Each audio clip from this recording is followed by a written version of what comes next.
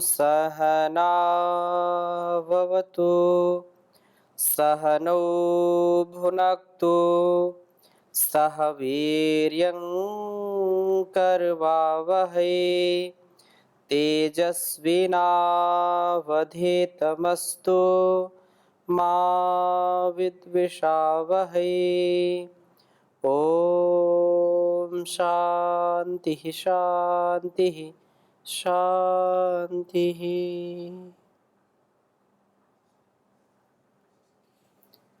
वैदिक जीवन पद्धति की इस कक्षा में हम ऋग्वेद के तृतीय मंडल का स्वाध्याय कर रहे हैं और बहुत ही उत्तमता के साथ हम समझने का प्रयास कर रहे हैं कि हमारा यह जीवन अत्यंत जो महनीय है, इसको हम कभी पतित होने ना दें और प्रभु से जो भी हमको प्राप्त है उस प्राप्त हुए वस्तुओं का, स्थानों का, व्यक्तियों का सदा सदुपयोग करते जाएं, क्योंकि परम पिता परमेश्वर ने, उस जगदीश्वर ने जो कुछ भी हमको दिया है संसार में,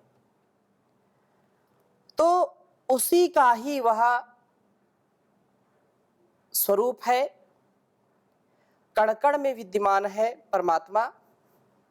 तो हम अपने गुणकर्म स्वभाव से कभी किसी को दुख ना दें, कष्ट ना दें, क्योंकि परमात्मा की सब प्राणियों में जो संरचना है, जो स्वरूप है, उसी का हम दर्शन उनमें करें।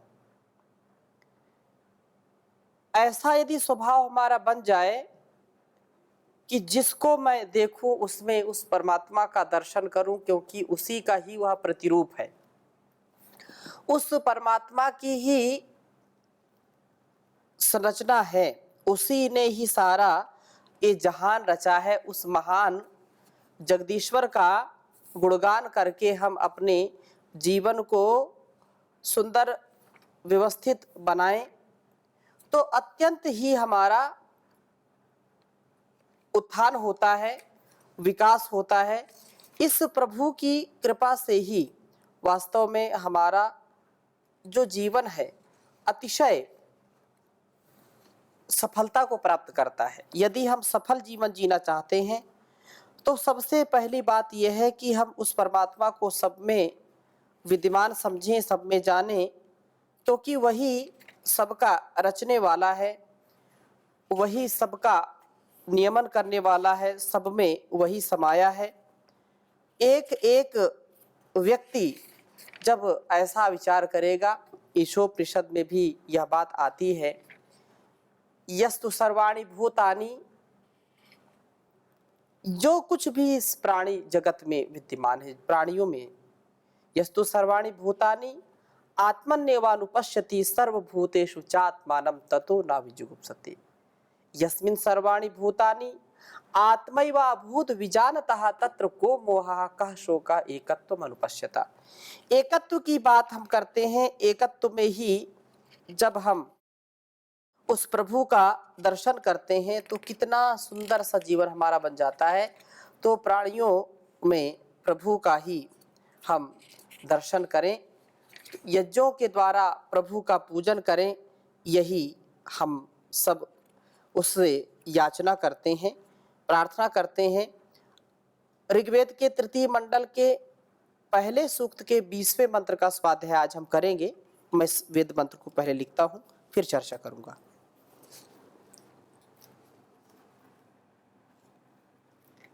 ओम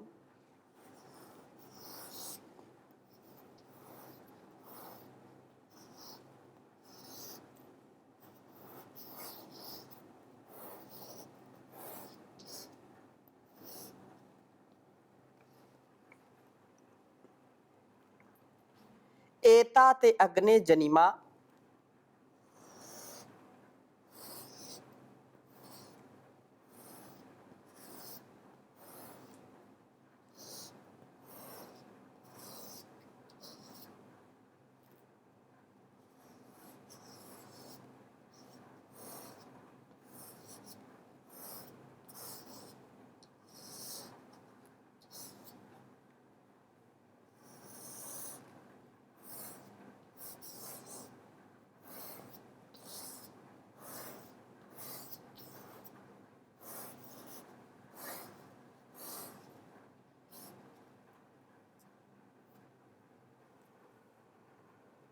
सनानि।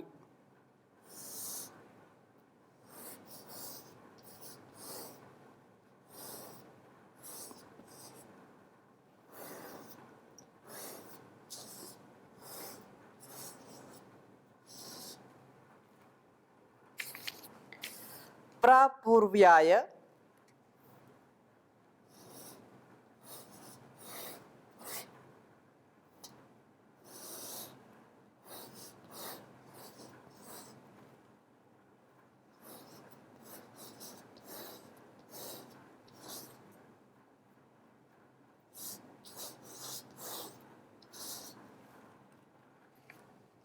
नूतनानि वोचम्।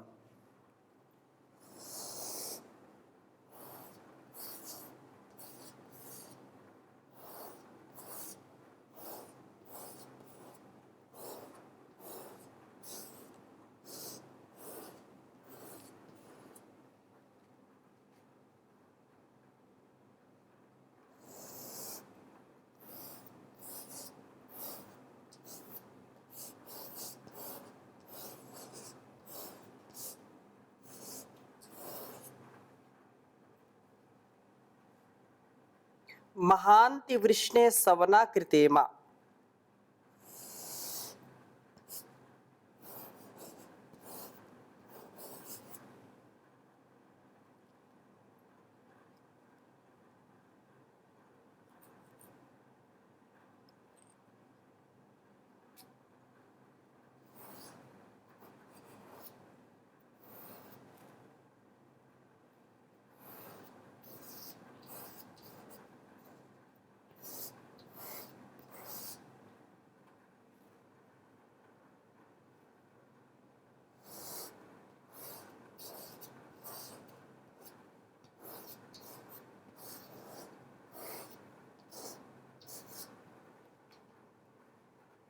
सवना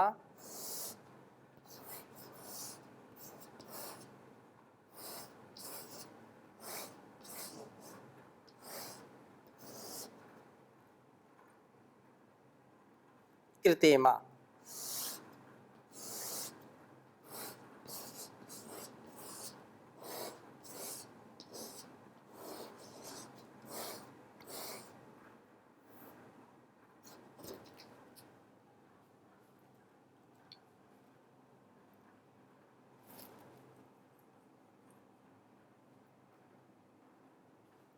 जन्मन जन्मन्निहतो जात वेदाः।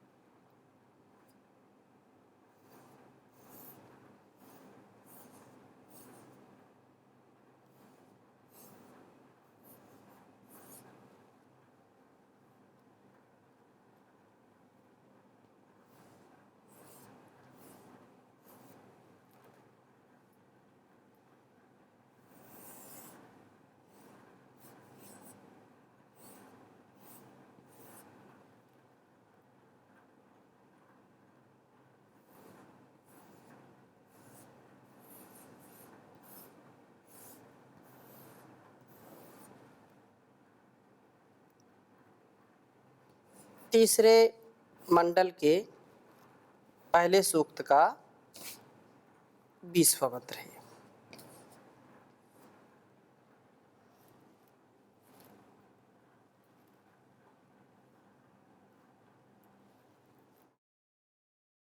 बहुत ही सुंदर बात कही है। उच्चारण पहले करेंगे हम। ओम एताते अग्ने जनिमासनानि प्रापूर्वाय नूतनानि वोचम महान्ति वृष्णे स्तवना कृतेमा जन्मन जन्मन्निहतो जात वेदाः।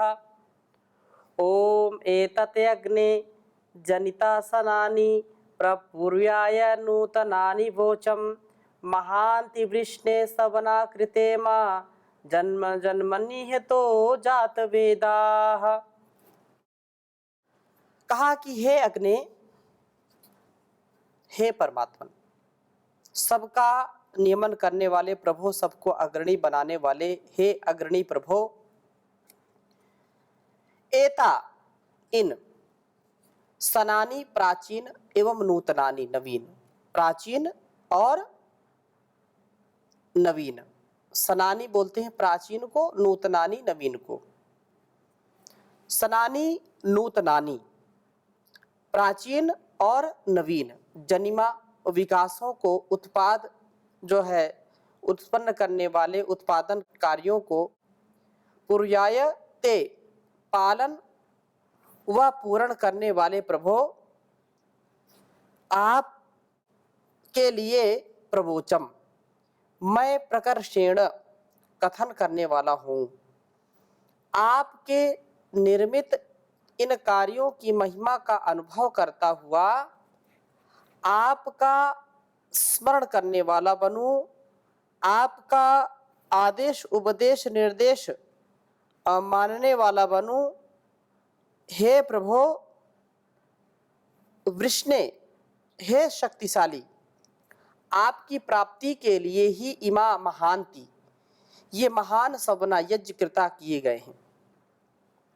आपकी उपासना यज्ञों के द्वारा ही होती है। इस बात को हमको बहुत ही स्पष्टता के साथ समझ लेना चाहिए कि जो कुछ भी इस संसार में हम देख रहे हैं, सुन रहे हैं, जान रहे हैं, चाहे तिल से लेकर के ताड़ हो, कड़ से लेकर के पहाड़ हो, नदी नाले झरने पर्वत गुफाएं, हजारों हजारों प्रकार के वनस्पति, लाखों प्रकार की औषधियां और करोड़ों प्रकार के जो जीव जंतु हैं इस संसार में, उन सबका जो जन्मदाता है, उनका पालन पोषण करने वाला है और उनको लय में जो है व्यवस्थित करने वाला एक ही है, वह ईश्वर। उस परमात्मा की इतनी महिमा निराली है, तो चाहे प्राचीन काल की बात हो या नवीनतम हो, जो विकास और कार्यों का उत्पादन है, संपन्नता है, संपादन है, उस प्रभु का ही सामर्थ्य, उसी का ही सब कुछ दिया हुआ है। और इस प्रकार से यदि हम जीवन को जीते हैं उसकी कृतज्ञता में, तो निसंदेह है हमारा जीवन बहुत ही सुंदर बन जाएगा। हम उसके द्वारा दिए गए सामर्थ्य से यज्ञ करें। यज्ञ का तात्पर्य क्या है? जो भी कल्याणकारी कर्म है, मन से, वाणी से, व्यवहार, शरीर से, जो कुछ भी व्यष्टि से समष्टि की भलाई के लिए, उसके उत्कर्ष के लिए, उत्थान के लिए जो कुछ भी हम कार्य करते हैं, वे कार्य उस परमात्मा के द्वारा बताए गए मार्ग का अवलंबन करते हुए जब आगे बढ़ते हैं, तो यह यज्ञ कार्य ही हमको उस तक पहुंचाते हैं। उस प्रभु की कृपा के पात्र हम बन जाते हैं। अतः हे प्रभु, आपकी उपासना का, आपके स्तुति का, आपके प्रसन्नता का यदि कोई रहस्य है, यदि किसी कर्म के द्वारा हम आपको प्रसन्न कर सकते हैं, आपका यदि हम सानिध्य पा सकते हैं, तो एक ही कर्म है, वह है यज्ञ कर्म। और जिससे हम जो चाहते हैं, जो हमारी ज्ञान पूर्वक, विवेक पूर्वक जो भी इच्छाएं, उसकी पूर्ति करने वाले प्रभु आप हैं। क्योंकि आप जाते जाते विद्यते, जात वेदा हैं आप। प्रत्येक उत्पन्न होने वाले पदार्थों में होने वाले हैं प्रभु आप। और अगली बात कही, जन्मन जन्मन, प्रत्येक प्राणी में निहित हैं, वर्तमान है। चाहे प्राचीन हो चाहे नवीन हो, प्राचीन हो या अर्वाचीन हो, अभी वर्तमान में है, भूत में था, भविष्य में होगा, जो कुछ भी है वह आपकी ही कृपा से विद्यमानता उसकी है। और इस प्रकार से हे प्रभो, प्रकाश देने वाले प्रभो, प्रकाश को यजशील पुरुष को ही देखते हैं। आप हमको यज्ञ बनाइए, हमारे जीवन को यज्ञ बनाइए। प्रभु से उत्पादित प्रत्येक वस्तु स्तुत्य है। यज्ञों के द्वारा प्रभु की पूजा होती है, उस प्रभु की जो कि सब प्राणियों में विद्यमान है। तो इस प्रकार से इस वेद मंत्र में हमको बहुत स्पष्ट उपदेश दिया गया है कि हम किसी से घृणा ना करें। वह राष्ट्र का, समाज का, परिवार का उत्थान करने वाला होना चाहिए। और यदि लगता है कि इससे उत्थान नहीं हो रहा है तो यथायोग उसको दंड दें, लेकिन समाज में धर्म की, अच्छाई की, सच्चाई की प्रतिष्ठा के लिए, उसकी स्थापना के लिए करना चाहिए।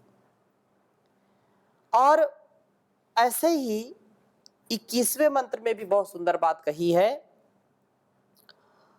ओम जन्मन जन्मन निहतो जात वेदा विश्वामित्रेभिरिध्यते अजस्रः तस्ते वयम सुमतौ यज्ञस्यापि भद्रे सो मनसे स्याम। ओम जन्मन जन्मन निहितो जात वेदा विश्वामित्रेभिरिध्यते अजस्रः तस्ते वयम सुमतौ यज्ञस्यापि भद्रे सो मनसे स्याम। कहा कि जात वेदा, प्रत्येक उत्पन्न पदार्थ में रहने वाले वे प्रभो जन्मन जन्मन, प्रत्येक प्राणी में निहित है, प्रत्येक प्राणी के हृदय में वर्तमान है। क्योंकि कण-कण में है तो प्राणी के हृदय में भी है, क्योंकि इस शरीर में हृदय, मस्तिष्क और कुछ ऐसे जो हमारे लिए अत्यंत महनीय है, तो ऐसे हृदय देश में वर्तमान है वे अजस्रः, जो शुभ मोक्षणे, जिनका छूटना संभव ही नहीं है। अर्थात जो सदा सर्वदा सर्वत्र हमारे साथ वर्तमान रहते हैं। ऐसा कोई समय नहीं था कि वो मेरे साथ थे और अब नहीं है। ऐसा समय कोई आगे नहीं आने वाला है कि वो आगे नहीं होंगे, अभी है आगे नहीं होंगे, ऐसा बिल्कुल नहीं है। जब मैं वर्तमान हूं तो उनकी भी विद्यमानता रहती है। उनको सदा अपने अंग संग ही मानना चाहिए। जो सदा हमारे साथ वर्तमान है वे प्रभु विश्वामित्रेभिः इध्यते, विश्वामित्रों से दीप्त किए जाते हैं। उन प्रभु का प्रकाश उन व्यक्तियों के हृदयों में होता है जो कि सबके साथ स्नेह से चलने वाले होते हैं, जो सबके साथ मैत्री के साथ, करुणा के साथ व्यवहार करने वाले होते हैं। उनके साथ उस प्रभु की कृपा चलती है, उस प्रभु का अनुभव वे कर पाते हैं जो दूसरों के साथ मैत्री पूर्वक, ज्ञान पूर्वक, विवेक पूर्वक, प्रेम पूर्वक वर्तते हैं। अर्थात निस्वार्थ भाव से उस प्रभु का ही स्वरूप उनमें देख करके उनसे प्रीति पूर्वक, न्याय पूर्वक व्यवहार करते हैं। स्वार्थ के वशीभूत होकर के, काम क्रोध लोभ के वशीभूत होकर के जो लोग अपने स्वरूप को भुला देते हैं, और कैसा संबंध इन संसार के प्राणियों से हमारा होना चाहिए, भूल भटक जाते हैं तो जीवन हमारा शूल बन जाता है, कष्टकारी बन जाता है। हम उन कष्टों को नष्ट करने वाले बने। ऐसा सामर्थ्य उस परमात्मा की भक्ति से मिलता है। तो कहा कि जो विश्वामित्रों से दीप्त किए जाते उन प्रभु का प्रकाश उन व्यक्तियों के हृदय में होता जो सबसे मैत्री पूर्वक स्नेह पूर्वक वर्तते हैं, उनके साथ स्नेह से चलते हैं। प्राणी मात्र के प्रति स्नेह की जो भावना है वह स्नेह ही वास्तव में हृदय की निर्मलता का प्रतीक है। इस पवित्र हृदय में प्रभु का प्रकाश होता है।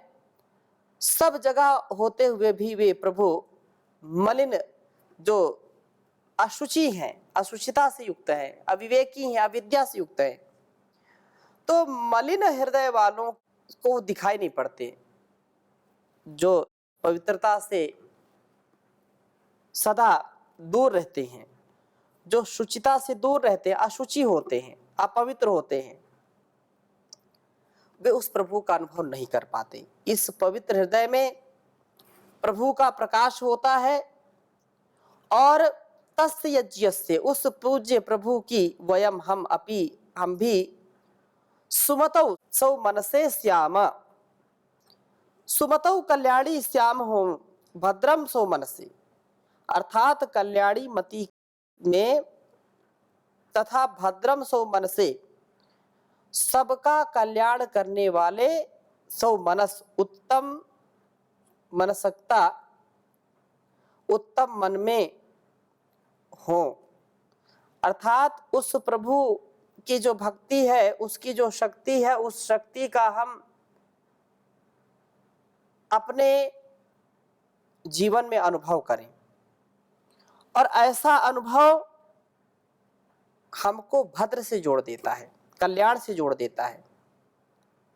भदी कल्याणे सुखेचा,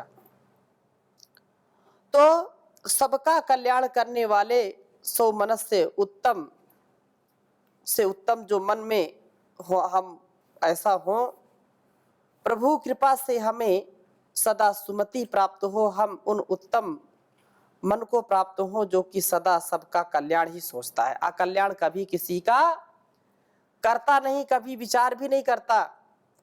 तो वेद मंत्र का भाव, इस वेद मंत्र का भी भाव ऐसा ही है, जो 20वां है, 21वें का भी ऐसा ही भाव है कि हम सबके प्रति स्नेह वाले बने, स्नेह वाले होकर के प्रभु को अपने हृदय में दीप्त कर पाते हैं। ऐसा करने पर ही हमें सुमति व भद्र सो मनस की प्राप्ति होती है।